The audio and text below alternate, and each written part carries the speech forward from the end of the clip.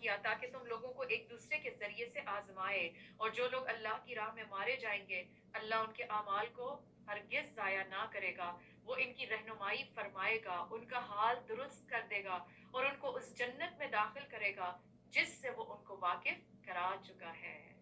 سو جنت سے اللہ تعالیٰ ہمیں واقف کرا چکا ہے، سبحان اللہ۔ ایسی جگہ نہیں ہے کہ جو انسان کے اچھا جنت وہ کس چیز کا نام ہے، ٹھیک ہے کوئی آنکھ اس کے بارے نہ کسی آنکھ نے دیکھا نہ اس کے بارے میں کسی دل میں کوئی خیال آ سکتا ہے، لیکن ایٹ لیسٹ اس کی ایک پہچان اللہ نے ہمیں دنیا میں ضرور کرائی ہے۔ اور آپ دیکھیں قرآن میں ہم جتنی جنت کے بارے میں آیات پڑھتے ہیں تو یہ کیا ہے، اس جنت کی پہچان ہے۔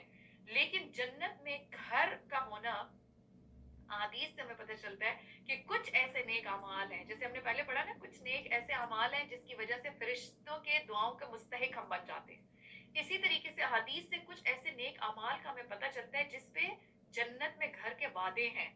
تو وہ کون سے اعمال ہیں؟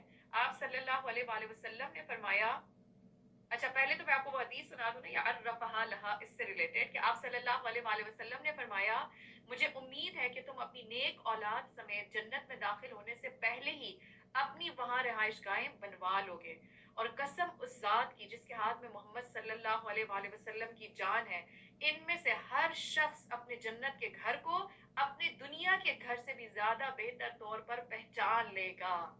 آج دنیا کے گھر میں آپ کو ایڈریس ڈالنے کی ضرورت پڑتی ہے؟ آپ رات کے اندھیرے میں ہو، کسی بھی ٹائم پہ ہو، آپ کو پتہ ہے کہ کہاں سے جانا ہے، آپ نے کون سی موڑ لینی ہے، آپ اسٹریٹ اپنے گھر پہ پہنچتے ہیں۔ تو آپ صلی اللہ علیہ وسلم نے کیا فرمایا کہ جنت میں جانے والے لوگ دنیا کے گھر سے زیادہ اپنے جنت کے گھر کو پہچانیں گے۔ یہ کیسے ہوگا؟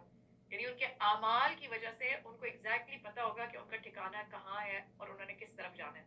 پوسٹ کوڈ یہاں سے لے کے جائیں گے اپنے اعمال کے تھرو۔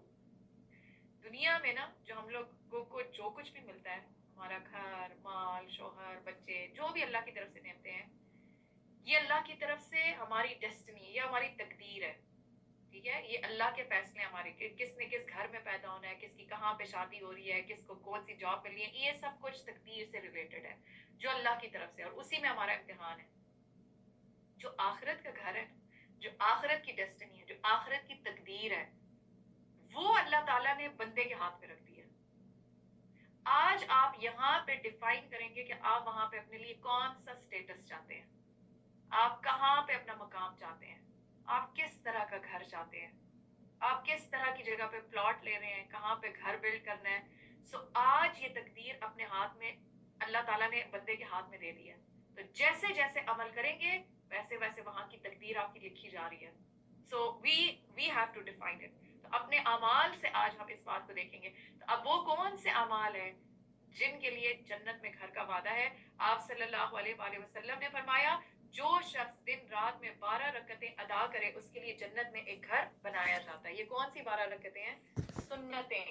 تو فرائض الگ ہے، لیکن جو نماز کی سنتیں ہیں تو اسی سنتوں کو نہ چھوڑ دیا کریں یہ سوچ کے کہ یہ فرض تو نہیں ہے نا۔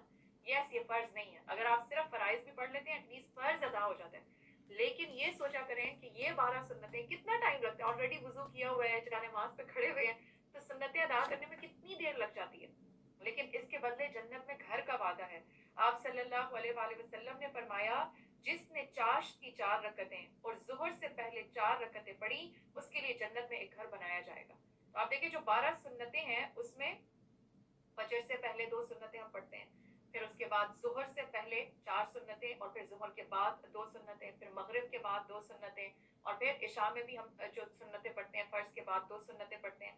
تو یہ ساری 12 رکعتیں کل ملا کے بنتی ہیں۔ اب یہ جو دوسری حدیث ہے اس میں ظہر سے پہلے جو ہم 4 سنتیں پڑھتے ہیں وہ، اور جو 4 رکعتیں چاشت کی ہیں۔ اب یہ چاشت کیا ہے؟ آپ کو پہلے بتایا تھا صلاۃ الضحیٰ، سو قیام اللیل، رات کے نوافل، اور صلاۃ الضحیٰ، دن کے نوافل۔ اگر آپ اس کو اشراق یعنی آپ نے سورج طلوع ہونے کے 15 منٹ کے بعد پڑھا، فجر کی نماز اذکار کرنے کے بعد ساتھ ہی آپ نے اس کو پڑھ لیا تو وہ اشراق کہلاتی ہے۔ اور اگر آپ نے اس کو کسی بھی ٹائم یعنی طلوع آفتاب کے 15 منٹ بعد سے لے کر زوال آفتاب سے 15 منٹ پہلے تک کسی بھی ڈیوریشن میں پڑھا تو اس کو چاشت کہتے ہیں، ٹھیک ہے؟ یعنی اگر آپ نے اس کو لیٹ کر کے پڑھا، اشراق کے بعد پڑھا، دیٹ از چاشت، ٹھیک ہے؟ تو یہ دن کے نوافل ہیں۔ تو ویسے تو 2 بھی آتے ہیں احادیث میں، ٹھیک ہے، لیکن اس حدیث میں اسپیسیفکلی 4 کا ذکر ہے۔ تو جس نے 4 رکعتیں چاشت کی پڑھی، 4 رکعتیں ظہر کی نماز سے پہلے سنتوں کی پڑھی تو اس کے لیے بھی جنت میں گھر کا وعدہ ہے. پھر اسی طریقے سے مسجد بنانے والے کے لیے جنت میں گھر کا وعدہ ہے. اور بازار میں داخل ہوتے وقت دعا پڑھنا جو حدیث سے ہمیں ملتی ہے، انشاءاللہ اس کو بھی ہم آپ کے لیے پوسٹ کر دیں گے کہ بازار میں جب جائیں تو اس وقت بھی آپ صلی اللہ علیہ وسلم نے ایک دعا سکھائی ہے، تو جو اس دعا کو پڑھ کے بازار میں انٹر ہوتا ہے اس کے لیے بھی جنت میں گھر کا وعدہ ہے. اور پھر آپ صلی اللہ علیہ وآلہ وسلم نے فرمایا جو اللہ کے لیے کسی بیمار کی عیادت یا دینی بھائی کی ملاقات کے لیے جاتا ہے، تو دو کام پتہ چل رہے ہیں نا، بیمار کی عیادت اور دینی بھائی کی ملاقات کے لیے جاتا ہے تو آسمان سے ایک پکارنے والا پکارتا ہے کہ تم بھی پاک ہو اور تمہارا چلنا بھی پاک اور تم نے جنت میں گھر بنا لیا. سبحان اللہ، اتنی بڑی خوشخبری. تو چاہے کسی کی عادت کو جائیں یا کسی دینی بھائی سے ملاقات کے لیے جائیں تو یہ آرڈنری ملاقات نہیں ہے. دس از ویری بلیسڈ. اور اوپر سے پکارنے والا پکارتا ہے کہ تم بھی پاک ہو اور تمہارا چلنا بھی پاک ہے اور تم نے جنت میں گھر بنا لیا. اسی طرح سے ایک بہت ہی مشکل آزمائش، اور وہ کیا ہے کہ دنیا میں ہی اللہ تعالیٰ کسی سے اس کی اولاد لے لے اور وہ اس کے جانے پہ بھی رب کی تعریف اور اس کا شکر ادا کرے، تو نہ صرف اس کے لیے جنت میں گھر کا وعدہ ہے بلکہ یہ جو گھر کے باہر کتبے لگے ہوتے ہیں نا، تو اس کے لیے وہ گھر کے لیے کتبہ بھی ہے، بیت الحمد اس کا نام رکھتی ہے، یعنی اس کے لیے وہ گھر بھی اور اس گھر کے باہر وہ ٹیگ بھی ہے. آپ صلی اللہ علیہ وآلہ وسلم نے فرمایا جب کسی کا بچہ فوت ہو جاتا ہے تو اللہ اپنے فرشتوں سے کہتا ہے کیا تو نے میرے بندے کے بیٹے کی جان لے لی؟ وہ کہتے ہیں جی ہاں. اللہ تعالیٰ فرماتے ہیں کیا تو نے اس کے دل کا پھل قبض کر لیا؟ وہ کہتے ہیں جی ہاں. پھر اللہ تعالیٰ پوچھتے ہیں میرے بندے نے کیا کہا؟ وہ کہتے ہیں اس نے تیری تعریف کی اور انا للہ و انا الیہ راجعون کہا. اللہ تعالیٰ فرماتے ہیں میرے بندے کے لیے جنت میں گھر بناؤ اور اس کا نام بیت الحمد رکھ دو. تو اتنی بڑی نیکی ہے. اور کسی نے اپنا پرسنل اس کے اوپر واقعہ سنایا ہوا ہے، اور وہ یہ ہے، کہتی ہیں کہ جب میرا بیٹا فوت ہوا تو اس پہ جتنی بھی عرب خواتین تھی وہ تو آ کے کہہ رہی تھی ابشری ابشری، کہ خوش ہو جاؤ خوش ہو جاؤ. تو کہتی مجھے بڑی حیرت ہوئی کہ میرا بیٹا مر گیا ہے اور یہ ساری آ کے مجھے کس چیز کی خوشخبری، کس چیز پہ خوش ہونے کا کہہ رہی ہیں. تو اس پہ جب انہوں نے پوچھا تو انہوں نے کہا کہ جب کسی کا بچہ مرتا ہے اور وہ اس پہ شکر ادا کرتی ہے کوئی عورت تو اللہ تعالیٰ اس کے لیے جنت میں گھر کا وعدہ ہے. تو اس بات پہ تمہیں گلیڈ ٹائڈنگ دے رہے ہیں. تو کہتی ہیں کہ انہوں نے پھر اس وقت اپنے بارے میں بتایا کہ مجھے اس دفعہ تو نہیں پتا تھا لیکن میں اللہ تجھ سے دعا کرتی ہوں کہ تو مجھے ایک بیٹا دے اور پھر وہ مرے اور پھر میں اس پہ تیری تعریف کروں اور پھر مجھے یہ بیت الحمد ملے. اور ان کی دعا ایز اٹ از قبول ہوئی. ان کو اللہ نے بیٹا دیا، پھر اللہ تعالیٰ نے لے لیا اور انہوں نے اس پر الحمدللہ کہا. ٹھیک ہے، تو اب آپ دیکھیں کہ کچھ لوگوں کو اللہ کے وعدوں پہ کتنا یقین ہوتا ہے. اس یقین کے ساتھ ہم بھی سب کچھ پڑھتے ہیں، سب کچھ ہمیں پتا ہوتا ہے، لیکن جب موقع آتا ہے ہم بھول ہی جاتے ہیں یا ہمیں یقین ہی نہیں ہوتا. بس یہ چیزیں کتاب ہی بس لکھی نہیں گئی. لیکن اب اس کا یہ مطلب نہیں ہے کہ آپ اپنے بچوں کے مرنے کی دعائیں کریں، لیکن یہ اس میں سبق یہی تھا کہ اتنی بڑے درجے کی نیکی ہے کہ ظاہر ہے کہ اب وہ سخت وقت تو ہے، وہ بچہ واپس آ تو نہیں سکتا، وہ غم بھی اپنی جگہ پہ ہے، لیکن اس موقع میں کتنی بڑی اپرچونٹی ہے کسی بندے کے لیے جنت میں گھر بنانے کی. تو اب جو غم ہے وہ تو ہے، لیکن اس سے جنت کا گھر بنانا کہ ایک الحمدللہ کہنا. تو نعمتوں میں شکر ادا کرنا بعض دفعہ آسان ہوتا ہے، لیکن تکلیف میں، آزمائش میں، اللہ کی طرف سے آنے والے امتحان میں، کسی پیارے کا چلے جانا، اٹ از ریئلی ہارڈ کہ اس وقت انسان اپنی زبان سے کہے الحمدللہ. It is hard. تو جو اس موقع پر بھی رب سے بدگمان نہیں ہوتا، اس سے گلہ نہیں کرتا، پھر بھی اس حال میں اللہ کا شکر ادا کرتا رہتا ہے، تو اللہ سبحانہ وتعالیٰ اس کی بہترین قدردانی کرنے والا ہے. پھر اس کے علاوہ ایک اور حدیث سے ہمیں پتہ چلتا ہے کہ جو شخص سب کا شگاف دور کرتا ہے اللہ اس کے لیے جنت میں گھر بنا دیتا ہے. سبحان اللہ. یہ سب کا شگاف کیا ہے؟ جا رہے ہیں نا تراویحوں کے لیے، تو جب نماز باجماعت میں جب صفیں بنی ہوئی ہوتی ہیں اور اس میں جب لوگ آگے پیچھے ہو رہے ہوتے ہیں یا بیچ میں گیپس چھوڑ رہے ہوتے ہیں، تو جو شخص اس کے لیے کین ہوتا ہے کہ وہ گیپس کو فل کرتا رہتا ہے، اس کو فکر لگی رہتی ہے. کبھی لوگوں سے کہتے ہیں، اور آپ دیکھیں جب یہ آسان نہیں ہوتا لوگوں کو کہنا، کیونکہ جب کہتے ہیں نا تو لوگوں کا موڈ خراب ہو جاتا ہے. تو آپ کہتے ہو اچھا میں سے کہوں گی اس میں تو پھر مجھے ڈانٹنا ہے یا غصے کرنا ہے تو بس اپنی نماز پڑھو. لیکن جس کو یہ وعدے کا یقین ہو اس سے پھر اس کو چین ہی نہیں آتا.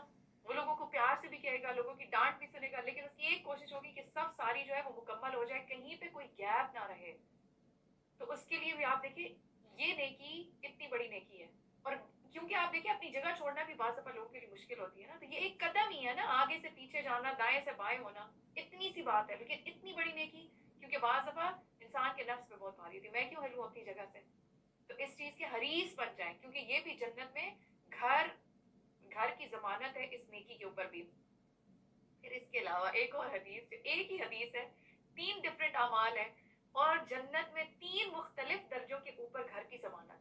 تو آپ صلی اللہ علیہ وآلہ وسلم کی ضمانت ہے. تو 3 کون سی جگہ ہیں؟ جنت کے اطراف میں, سو کارنر پلاٹس آف جنت, ٹھیک ہے. پھر جنت کے عین وسط میں, یعنی مڈل پارٹ جو سب سے بہترین ہو سکتا ہے. اور پھر تیسرا, جنت کے اعلیٰ درجے میں گھر کی ضمانت آپ صلی اللہ علیہ وآلہ وسلم کی طرف سے. کن کن کاموں کے اوپر؟ سب سے پہلے جنت کے اطراف میں کارنر پلاٹس آف جنت, آپ صلی اللہ علیہ وسلم کی گارنٹی اس شخص کے لیے جو کسی بھی جھگڑے میں حق پہ ہونے کے باوجود اللہ کی خاطر اس جھگڑے کو چھوڑ دیتا ہے. اللہ کی خاطر اس جھگڑے کو چھوڑ دیتا ہے, اسے پتہ ہے وہ حق پہ ہے, وہ صحیح ہے, وہ صحیح کہہ رہا ہے, لیکن پیچھے ہو جاتا ہے, اسٹیپ بیک, اٹس اوکے, بس اللہ کی خاطر میں نے چھوڑ, even if I am right. کیونکہ ہم اسی جھگڑے سے نہیں نکل پاتے, لیکن میں ٹھیک کہہ رہی ہوں, بٹ آئی ایم رائٹ, نہیں یہ میرا حق ہے, نہیں اپنے حق کو اللہ کی خاطر چھوڑ دیں, لیو اٹ. تو اتنی بڑی خوشخبری ہے. تو ہم وہ جو ہسبینڈ وائف کے رائٹس ہیں نا, اس میں بھی اسی لیے تو لڑائیاں چل رہی ہوتی ہیں, اسی لیے تو ہم چپ نہیں ہو پاتے نا, کہ no I am right, yes you are right, but right ہو کے صرف اس لیے کہ جھگڑا ختم ہو جائے اللہ کی خاطر. اور پھر جنت کے درمیان میں اس شخص کے لیے آپ صلی اللہ علیہ وسلم نے فرمایا کہ میں گھر کا ضامن ہوں جو مذاق میں بھی جھوٹ بولنا چھوڑ دے. یعنی جھوٹ تو اس کو عادت ہے ہی نہیں, لیکن وہ مذاق میں بھی, آپ دیکھیں مذاق میں ہم کتنے جھوٹ بول رہے ہوتے ہیں نا, وہ کہتے ہیں I was just kidding. تو یہ جو جسٹ کڈنگ میں بھی جھوٹ چھوڑ دیں کہ نو اٹس اے لائی. تو کڈنگ میں بھی بچوں کی بھی تربیت ڈالیں, بچے آ کے بولتے ہیں تو کہتے ہیں نو نو نو I was just kidding. تو آپ کہیں نو it wasn't kidding, it's a lie. تو ایسی کڈنگ بھی نہ کریں جس میں جھوٹ ہو. تو اس کے لیے اتنی بڑی, تو یہ جو جھوٹ ہے نا, جیسے ہم نے پہلے بھی پڑھا, اس کو زندگی سے نکالے. تو first we need to define it کہ جھوٹ کیا ہے. تو بعض دفعہ کوئی اتنے ہم معمولی جھوٹ بولتے ہیں اور سمجھتے ہی نہیں ہے جھوٹ ہے. کوئی آپ سے پوچھتا ہے کہ آپ نے ایڈریس کہاں سے لیا, اور آپ کہتے ہیں میں نے اس کو بتا دیا نا, اس نے بھی جا کے وہاں سے لے لینا. اور آپ کہتی ہیں پتہ نہیں وہ وہاں پہ یہاں پہ, پتہ نہیں ایسے کر کے بات کرتے ہیں. کوئی آپ سے کسی کھانے کی ریسیپی پوچھتا ہے اور آپ کہتی ہیں پتہ نہیں بس میں نے ایسے ہی کر کے بنا لیا. آپ کو پتہ ہے لیکن آپ نہیں بتا رہے, تو جھوٹ بول رہے ہیں نا. آپ سے کوئی پوچھتا ہے, آپ کو شادی والے دن آپ نے میک اپ کہاں سے کرایا تھا, آپ کہتے ہیں میں اس کو کیوں بتاؤں, اس نے بھی وہاں سے کر. آپ دیکھیں کیسے کیسے ہم جھوٹ بولتے ہیں نا, اور ہمیں ریئلائز نہیں ہوتا کیوں جھوٹ بولتے ہیں. کسی کو پتہ چلتا ہے آپ کی پریگننسی کی خبر, سے پوچھنا نہیں چاہیے, لیکن اب کسی نے پوچھ لیا آپ سے اور آپ پریگننٹ ہیں, اور آپ اسے کہتے ہیں نہیں. تو آپ کیوں, یہ تو جھوٹ دنیا میں بھی کھل جانا ہے. تو آپ اگر کسی چیز کو نہیں کھولنا چاہتے نا, اس کا بھی ایک طریقہ ہے, ہر وقت جھوٹ کا نا سہارا لیا کریں.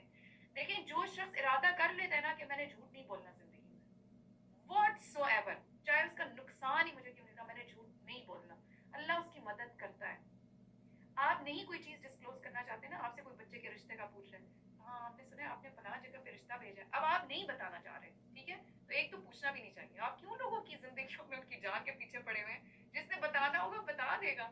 لیکن لیٹس سے کہ آپ کوئی پیچھے پڑ ہی گیا, اس نے پوچھ ہی لیا, تو آپ نہیں بتانا چاہ رہے, تو آپ انہیں کہیں کہ آئی وڈ ریئلی اپریشیٹ کہ آپ ابھی مجھ سے نہ پوچھیں, یا میں کمفرٹیبل نہیں ہوں ابھی بتانے میں. تو انشاءاللہ اگر کچھ ایسی بات ہوئی میں آپ کو ضرور بتاؤں گی. تو ضروری ہے جھوٹ بولیں, سچ بول دیں کہ ابھی میں نہیں بتانا چاہتی. اچھا پھر آپ کے پیچھے پڑ جائیں گے, اچھا پتہ ہے پریگننسی, اب آپ کے پیچھے پڑ جائیں گے, آپ بتائیں بچے کا جینڈر کیا ہے, اسکین کرایا, اس میں بھی ہم جھوٹ بولیں گے, ہمیں پتہ ہے کہ کیا ہے, لیکن ہم پھر جھوٹ بولیں گے. جھوٹ کیا ہے, ایک فکس جھوٹ ہوتا ہے یہاں پہ.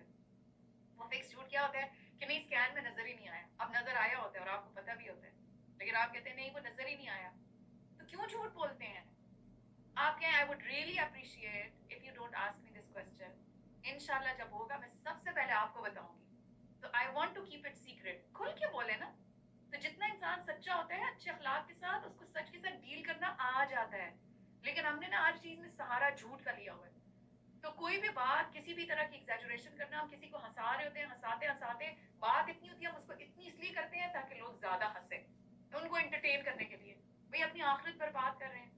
تو آپ صلی اللہ علیہ وسلم نے ضمانت دی ہے ایسے شخص کے لیے جنت کے مڈل میں, وسط میں گھر کی, جو مذاق میں بھی جھوٹ چھوڑ, تو جھوٹ کو زندگیوں سے نکال دیں, کمپلیٹلی نکال دیں, کہ کسی معاملے میں جھوٹ نہیں بولنا اور کسی ایکشن میں بھی جھوٹ نہیں ہونا چاہیے. اور پھر آپ صلی اللہ علیہ وسلم نے فرمایا کہ میں جنت کے اعلیٰ درجے میں گھر کے لیے ضامن اس شخص کے لیے ہے. وہ کون ہوگا؟ اعلیٰ درجے میں سب سے بیسٹ پارٹ آف جنت, جس کا اخلاق سب سے اچھا ہو. تو جو محسن بننا سیکھ جاتا ہے نا اس دنیا میں, تو اس کے لیے جنت کے اعلیٰ ترین درجے میں آپ صلی اللہ علیہ وسلم کی ضمانت ہے. تو یہ کیا آپ صلی اللہ علیہ وسلم اپنی ضمانت کے اگینسٹ جائیں گے؟ کیا یہ چیز غلط ہو سکتی ہے, غلط